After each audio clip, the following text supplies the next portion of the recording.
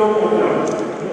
Il est accompagné par l'un des avocats de tous les temps. Devant la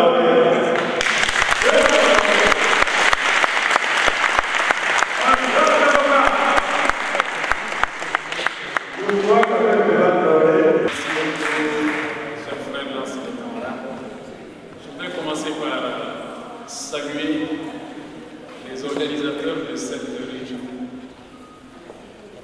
Je veux dire les partis de l'opposition démocratique républicaine, qui sont l'URD, le FAR, le PSP, le Parena. Ce sont les 4 partis organisateurs de cette réunion. Et les saluer, les féliciter pour cette importante initiative qu'ils ont prise, réunir les Maliens de France pour faire le bilan de la première année d'exercice de pouvoir du nouveau président de la République. Je souhaite que cette initiative de ce jour soit suivie d'autres, nombreuses, plurielles, rassemblant Maliens et amis du Mali en France, afin que nous nous mobilisions chaque jour davantage pour notre pays, pour le Mali en arrière de la journée. Je salue tous ceux qui ont fait le déplacement, Maliennes, Maliens, amis du Mali, pour marquer cet événement important pour le Mali, la première année par le président. Profiter de l'occasion pour saluer la France qui, par l'opération libératrice Serval, a permis au Mali de recouvrer progressivement l'intégrité du pays.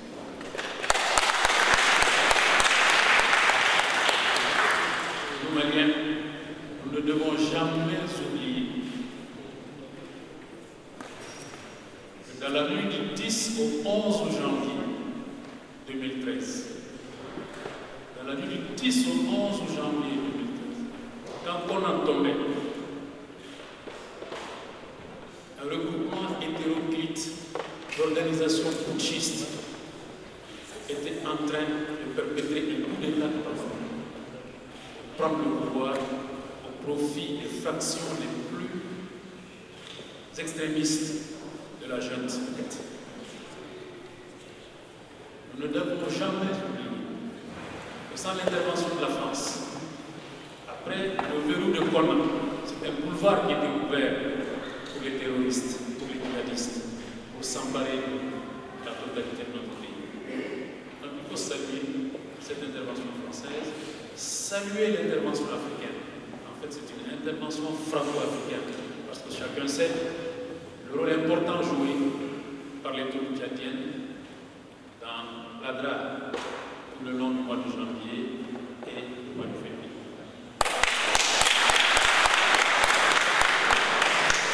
D'ailleurs, les Tchadiens viennent de payer encore il y a quelques jours un lourd. 4 soldats tchadiens sont morts dans une attaque entre Kidal et Aguero.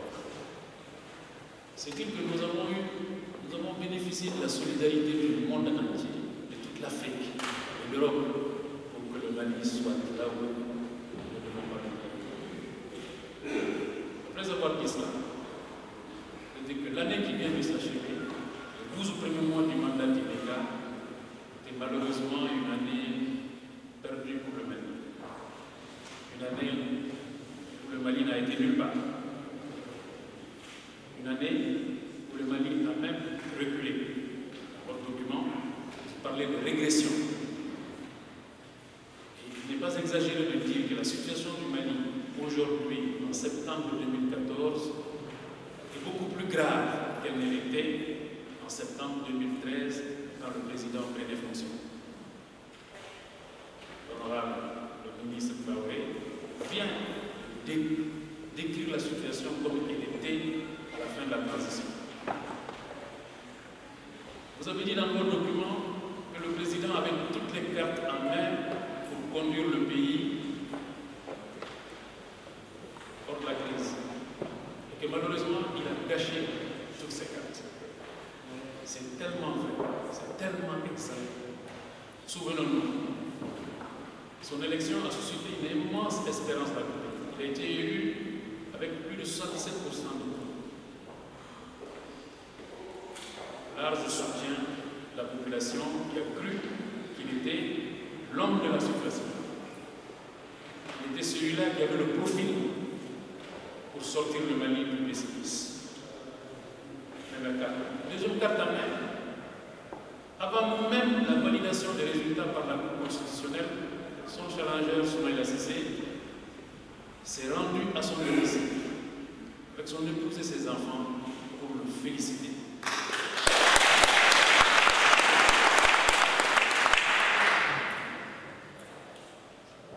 Ce geste, à l'issue d'une élection disputée, grande dans le pays, était une extraordinaire carte que le président élu a gagné. Troisième carte à main. Le président, en entrant en fonction, disposait d'un accord de cessez-le-feu. L'accord préliminaire de Ouagadougou qui a permis son élection. Par lequel accord, les groupes qui voulaient l'indépendance, qui voulaient instaurer un émirat islamique au nord du Mali, ces groupes ont accepté non seulement l'intégrité du territoire national, l'unité nationale et la forme laïque et républicaine de l'État. Voilà l'autre carte importante que le président avait en main. Enfin, il avait un solide soutien international qui s'était manifesté d'abord à Bruxelles par la mobilisation des amis du Mali, des bailleurs de fonds, sous la forme de 3,3 milliards d'euros disposés pour le Mali. Et ce soutien international s'est manifesté également le 19 septembre 2013 par une mobilisation exceptionnelle des chefs d'État de la sous-région, de l'Afrique et du monde. Le président français, le roi du Maroc, la mobilisation des organisations internationales, des membres permanents du Conseil de sécurité. La terre entière s'était donnée rendez-vous à Bamako pour saluer le retour du Mali à l'ordre constitutionnel et dans le concert national. Voilà les immenses cartes, les précieuses cartes que le président avait en main, et malheureusement, il les a toutes gâchées les unes après les autres. Et ça qui est triste, ce qui nous fait dire que le pays est en fait régulé. Prenez le Nord. Quand il entrait en fonction, il y avait un gouverneur, un préfet, des sous-préfets à Kidal. Ils avaient organisé tant bien que mal, même au forceps, l'élection présidentielle. Même s'ils étaient confinés à la mairie de Kidal, ils étaient là. Il y avait un détachement des FAMA, des forces armées maliennes, même cantonné au camp numéro 1, ils étaient sur place. Le drapeau malien flottait sur Kidal, ne l'oublions pas, quand il était entré en fonction. Grâce aux efforts de la communauté internationale, l'antenne de la radio et de la télévision nationale, comme le gouvernement, ont été récupérés dans les mois qui ont suivi. Le gouverneur était au gouvernement. Les préfets ont par la suite même organisé les élections législatives.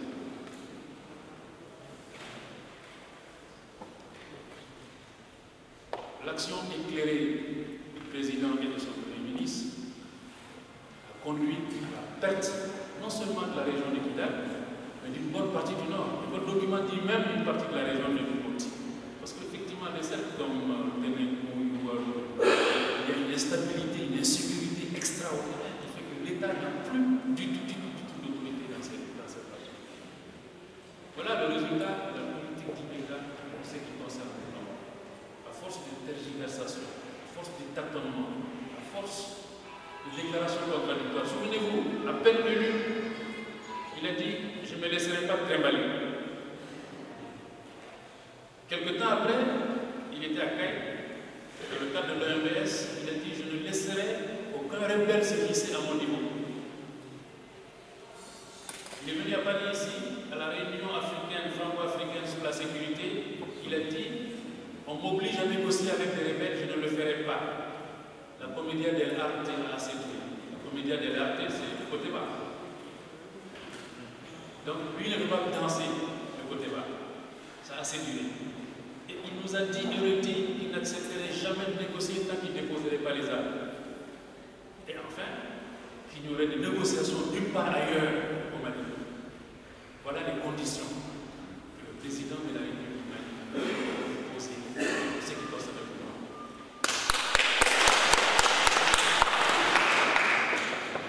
Malheureusement, à cause des mauvaises politiques, à cause des tâtonnements, manque de vision, manque de stratégie, il s'est rendu dans des conditions d'une humiliation extrême pour notre pays, en Algérie, dans un rapport de force qui est totalement défavorable. Les rebelles n'ont pas déposé les armes et plusieurs ministres du gouvernement, des dizaines de personnes envoyées par l'État du Mali sont en train de discuter avec eux. C'est dans quelles conditions? Le drapeau du MNLA flotte à Djebok. Certains d'entre vous connaissent le nom. Djebok, c'est 40 km de Gao.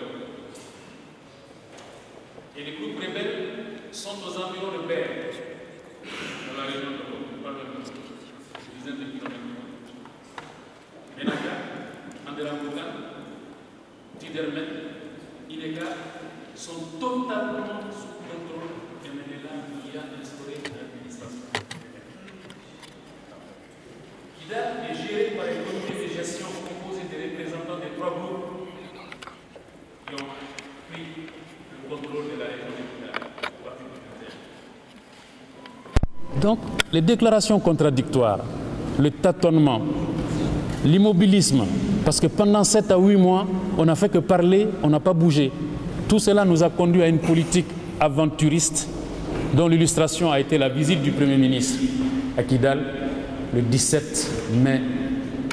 Malgré les conseils de la terre entière, l'amunissement, les Français, les Africains, tout le monde, semble-t-il ses propres ministres, les services de sécurité, tout le monde a dit au Premier ministre ne partez pas à Kidal.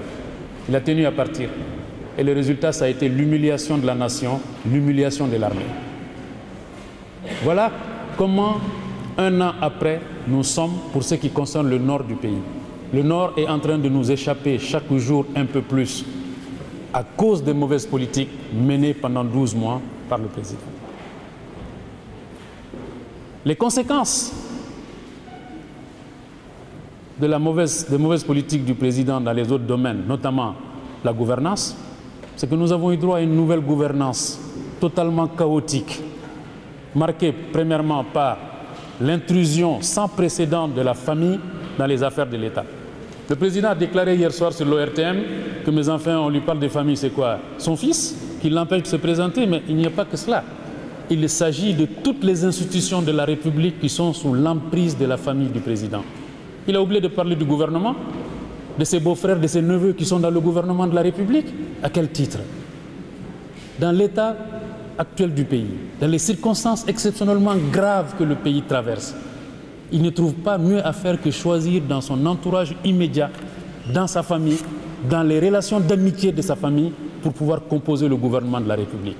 Alors on n'est pas surpris de se rendre compte que ce gouvernement est totalement amateur, complètement incompétent et inefficace, et qui est en train de mener le pays au mur, comme M. le ministre l'a dit. L'autre caractéristique de la gouvernance, de la nouvelle gouvernance instaurée par le président, c'est le piétinement de toutes les règles qui gouvernent les finances publiques dans le pays. La passation de marchés douteux, opaques, aux proches, aux amis, jusque y compris à quelqu'un qui a été nommé par la suite conseiller spécial auprès du président de la République. Les conséquences de tout cela, c'était quoi? C'est d'abord la dégradation de nos relations avec nos partenaires, parce que ceux qui nous aident, y compris à payer les salaires, à faire fonctionner l'État, n'ont pas compris que les priorités du président aient été des dépenses de prestige ruineuses, l'acquisition d'avions, d'un second avion présidentiel, pendant que le premier, acquis quelques années plus tôt par l'ancien président, était en état de fonctionnement. Il a été utilisé jusqu'à la fin de la transition. n'est-ce pas? Tout le monde a vu d'abord le Premier ministre Cheikh Modibo Diarra, ensuite Dioncounda Traoré et Django Sissoko se déplacer à bord du premier avion présidentiel qui existait. Le président l'a mis de côté, il a acquis un avion. Dans quelles conditions? Le collectif budgétaire qui a eu lieu le 25 août a révélé les conditions absolument inadmissibles d'acquisition de cet avion. Parce que sous l'injonction du FMI, on a été obligé de mettre dans le budget d'État, rectifier tous les écarts qu'il y avait eu. L'acquisition de l'avion, par exemple, ou la garantie. Cela a échappé à beaucoup de gens.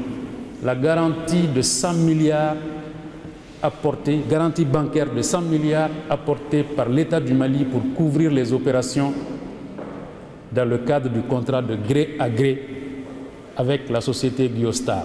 C'est-à-dire, non content d'avoir attribué un marché de gré à gré à un proche, pour une raison absolument incompréhensible, mais qui est le point culminant de l'opération douteuse, l'État du Mali a décidé de couvrir les opérations de cet homme d'affaires en lui apportant une garantie bancaire. C'est absolument incroyable, inadmissible. Ils ont été obligés d'inscrire cela aussi dans le budget rectifié le 25 août dernier. Parce que c'est inadmissible, c'est incompréhensible. En général, quand on attribue un marché à un opérateur économique, il prend des risques, il se débrouille avec sa banque ou comme il peut.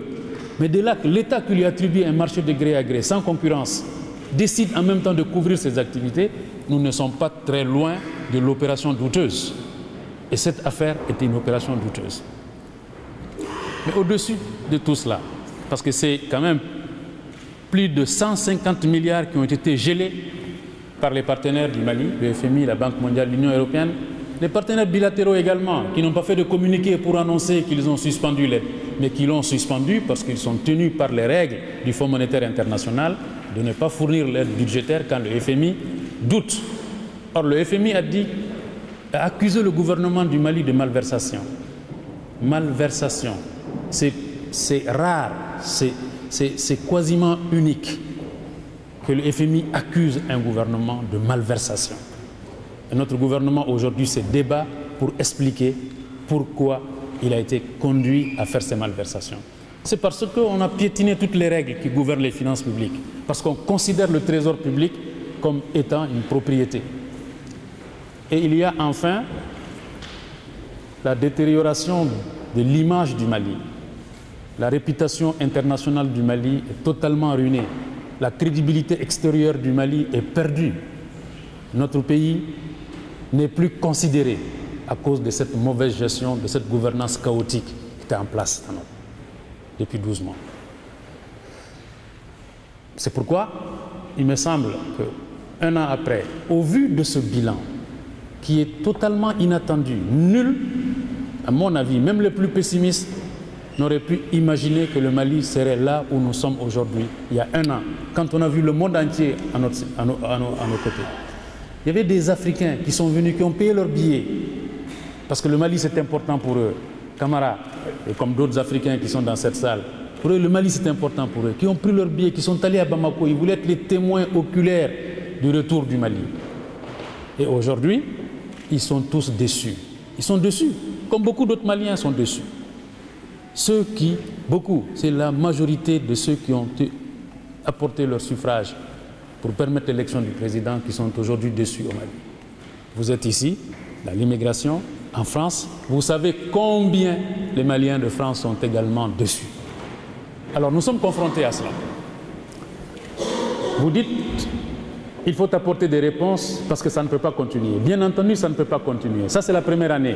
Et nous avons encore 4 autres années devant nous. Parce que nous n'oublions pas, nous sommes des républicains, nous sommes des démocrates. Nous nous sommes opposés au coup d'État en 2012. Et la solidité de nos relations, parrainant URD, PSP et phare, plonge ses racines dans le combat contre le coup d'État. Nous avons été ensemble. Alors, les républicains que nous sommes, les démocrates que nous sommes, nous inscrivons nos actions dans le cadre de la légalité républicaine et constitutionnelle. C'est pourquoi nous interpellons le président. Mais on s'est rendu compte qu'interpeller ne suffit pas. Apparemment, il n'en a cure. il se comporte comme s'il n'avait pas un bail avec le peuple malien. Il n'écoute pas. Il ne se rend pas compte qu'il fait fausse route et qu'il a commencé à faire fausse route dès septembre 2013. Donc, il ne veut pas corriger. Cela continue. Même son interview d'hier soir, c'est bien la preuve qu'il n'a aucune volonté de rectifier le tir. Enfin, on a eu droit il y a 48 heures à un communiqué de la Cour suprême disant que le président a mis à jour, conformément à la Constitution, sa déclaration de biens. Mais ce que nous avons dit depuis des mois, ce que nous disons depuis des mois, c'est que la Constitution a été violée parce qu'elle fait obligation au président, dans les 48 heures qui suivent son investiture, de procéder à la déclaration publique de ses biens. Et cela n'a pas encore été fait. On vient rajouter une couche par un communiqué pour nous dire qu'il a procédé à une mise à jour de ses biens. Non, la Constitution a été violée déjà et on continue à la violer en ne rendant pas publics les biens. Ce n'est qu'une indication, seulement une indication de la détermination du président à ne pas entendre le mécontentement du peuple malien, à ne pas entendre les sentiments profonds de déception, d'humiliation que les Maliens éprouvent. Et c'est ce qui les amène, le président et ses amis, à accuser l'opposition de tous les noms d'oiseaux. Il n'y a pas longtemps, le 4 septembre, donc hier, avant-hier, des ministres, des dirigeants du parti du RPM ont tenu une réunion où ils ont dit qu'ils doutent de l'amour que l'opposition a pour le pays. Quand on gère le pays comme on le gère, comme on l'a géré ces 12 mois, on peut donner des leçons de patriotisme à quelqu'un? Quand on a comme priorité son confort, acheter un avion, rénover les résidences, rénover des palais, si c'est ça la priorité du pays, un pays qui est au fond du précipice, on peut donner des leçons de patriotisme à quelqu'un? Voyons. Franchement. Apparemment, de toute évidence, ils veulent continuer comme ils ont commencé. Et les démocrates et les républicains que nous sommes, nous avons comme seule arme la constitution du pays. Donc nous mobiliser encore une fois, utiliser tous les recours légaux et constitutionnels pour amener le président à changer d'orientation, à changer de comportement, à changer de cap, à inverser les priorités, parce qu'il est urgent qu'il inverse les priorités, qu'il se rende compte que le pays est toujours dans le précipice, qu'il n'en est pas sorti, que notre situation est encore plus grave qu'elle ne l'était. Amener le président à desserrer l'étau de sa famille sur les institutions du pays, c'est extrêmement important, sur l'administration, sur l'État, qu'on mette fin aux interférences qu'il y a de la famille. C'est sans précédent dans l'histoire du Mali. On a rarement vu ça en Afrique. Qu'en une année, qu'on ait fait tout cela dans un pays qui est au fond du précipice, c'est absolument inadmissible. Donc, le travail que vous avez commencé aujourd'hui, la mobilisation qui a commencé aujourd'hui, doit s'amplifier. Comme vous le savez, demain à Bamako, les partis d'opposition organisent un grand meeting au Palais de la Culture Amadou Hampâté-Bâ. Il faudrait que la protestation monte dans le pays, que ce qui n'est pas entendu aujourd'hui soit encore mieux entendu demain, après-demain, que le président change de comportement, que le président desserre l'étau autour des institutions, autour du pays, autour des institutions du pays, que le président entende la déception des Maliens, les souffrances des Maliens et la soif de changement des Maliens, tout simplement pour mettre fin à l'humiliation de notre pays, pour qu'on ait une armée debout, parce que l'on a cassé le ressort de l'armée au mois de mai dernier.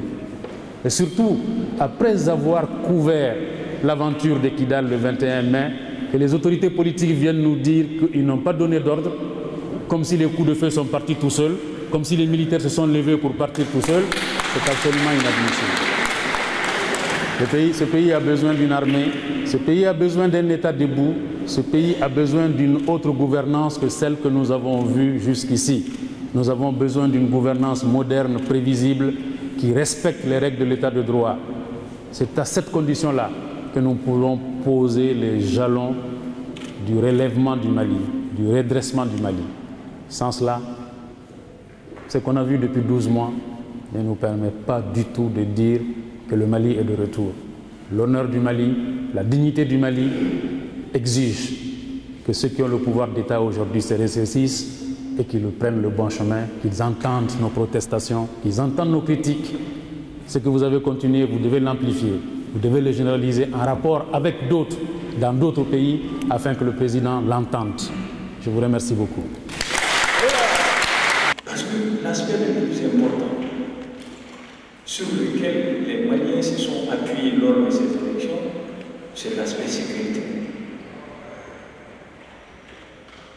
À l'élection, pendant la campagne, M. Ibrahim Boubacar Keïta est parti à Kida. Il n'a pas été reçu avec les cailloux. Il n'a pas été reçu avec les coups de feu. Tout le monde l'a vu à la télévision. C'est l'un des premiers candidats à être reçu à Kida. Il a parcouru toutes ces régions sans difficulté aucune.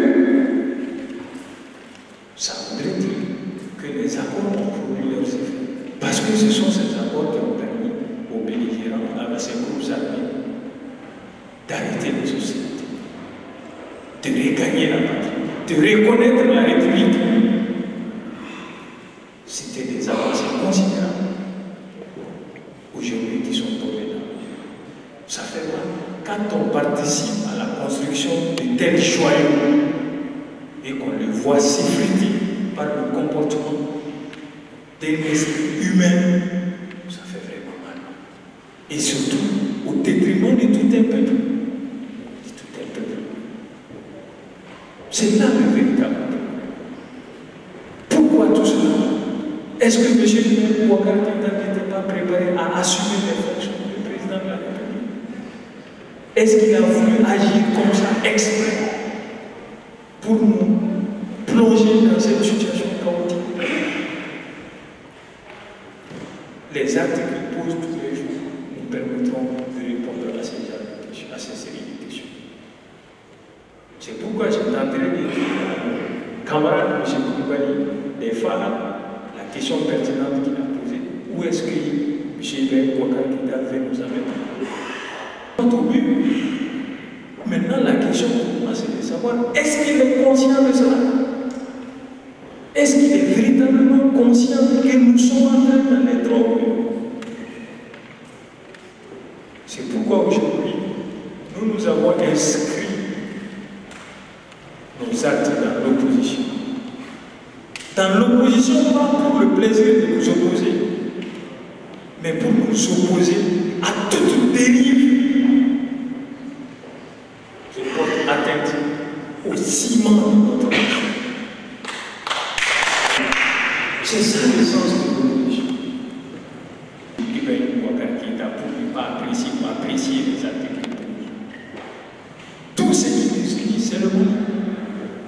Et si tel est le cas, nous ne devons pas nous asseoir, fermer les yeux sur les dérives que nous constatons. Étant entendu que toute la législation, toutes les règles de droit en vigueur dans le pays du Mali couvrent dans ce sens. Nous avons un statut de l'opposition, lequel statut, à travers la loi 00047 du 13 juillet 2000, qui nous oblige, je cite, sans préjudice des dispositions de la loi portant charte des partis. Les partis politiques de l'opposition, comme tout parti politique, doivent agir en tout lieu et en toutes circonstances dans le respect de la Constitution, des lois et des règlements de la République. À cet effet, ils doivent en particulier respecter les autorités légalement établies. Nous l'avons fait, nous avons répondu la présidence de M. Ibrahim Boubacar Keïta. Œuvrer à l'instauration d'une culture démocratique par l'information, la formation et l'éducation des citoyens militants. Nous l'avons fait, c'est ce que nous sommes en train de faire. Veiller au respect des principes de la souveraineté nationale, de l'intégrité du territoire, de la forme républicaine de l'État, de l'unité nationale et de la laïcité de l'État. Ça a été le combat de tous les partis politiques membres de l'opposition depuis l'élection. bien avant l'élection de M. Et nous continuons dans ce sens. Nous l'avons dit dans plusieurs déclarations. Cultiver le principe de la conquête démocratique du pouvoir, l'usage de la non-violence comme moyen d'expression de la lutte politique et le respect des biens publics et privés. Depuis que cette campagne de l'opposition a commencé suite à l'élection du président Ivoire, personne n'a vu un membre de l'opposition dans la rue pour casser quoi que ce soit. Nous avons toujours tenu des débats civilisants. Au sein de l'opposition, on se donne le devoir de respecter les textes en vigueur, de respecter la Constitution. De l'autre côté, on se donne le devoir de répliquer par des injures, et surtout des injures personnelles, qui attaquent les gens dans leur intimité. Où est-ce qu'on va? Pendant que nous inscrivons nos actes dans le respect de la Constitution, le président de la République, en commençant par son serment le 4 septembre, a violé la Constitution.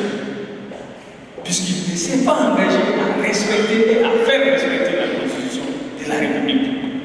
Cela a été rappelé par plusieurs observateurs. Déclarer ses biens 48 heures suivant cette prestation de serment. Il ne l'a pas fait, il ne l'a pas observé. C'est une obligation constitutionnelle. Un pouvoir qui débute par la violation de la Constitution, qui refuse de s'engager à respecter la Constitution. Mais manifestement, ce pouvoir qu'on lui vers chez. Nous avons pu tenir une année grâce à la clairvoyance et au sens élevé de responsabilité des partis politiques et de l'opposition. Ça, je l'ai dit, pas particulièrement. Et c'est ce constat aujourd'hui qui est partagé même par les partenaires de. Si on avait voulu répondre coup par coup aux invectives, aux injures, à tout ce que vous savez comme pratique mafieuse que notre pays a connu, on n'allait pas atteindre une année de pouvoir. Nous savons ce qui se passe ailleurs. Nous savons comment les oppositions se comportent dans certains pays. Mais au moment où nous avons voulu inscrire nos actes dans le respect de l'autre côté, c'est autre chose. Et cette défaillance, on l'a élargie même à la gouvernance.